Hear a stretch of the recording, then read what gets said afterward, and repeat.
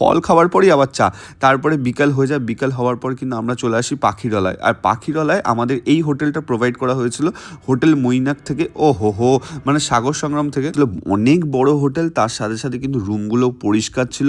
সত্যি কথা বলতে আমি একটা রিকোয়েস্টই করব, অনেকেই আছে যারা ইলিশ উৎসবে সুন্দরবন যাও, আমি একবার হলে রিকোয়েস্ট করব এই শীতে একবার সুন্দরবন ঘুরে আসো ভাই, এত সুন্দর লাগবে বলার মতো না। তার সাথে তোমরা বাঘ, হরিণ, ময়ূর এইসবও দেখতে পারো, কারণ শীতকালে কিন্তু তারা জল খেতে আসে ডাঙায়। আর বুঝতে পারছো তো, বাঘ দেখতে হলে কিন্তু এই শীতকালেই তোমাদের যেতে হবে সুন্দরবন ভ্রমণে। আর সুন্দরবন ভ্রমণ করার এই 3 দিনের মজাটা ভাই আমি বলে বোঝাতে পারবো না। যারা গেছো তারাই জানো, আর যারা যাওনি এখনই স্ক্রিনে দেওয়া নাম্বারটায় বুক করে নাও সাগর সংগ্রামকে, আর তাড়াতাড়ি ছুটে চলে যাও সাগর সংগ্রাম ট্রাভেলসের পক্ষ থেকে এই 3 দিন 2 রাত্রির ভোজন রসিক সুন্দরবন ভ্রমণে। আর তার দেখো বিকালবেলায় কিন্তু আবার যেতে যেতে একটু রিফ্রেশ হতে না হতেই আবার তোমাদের কাছে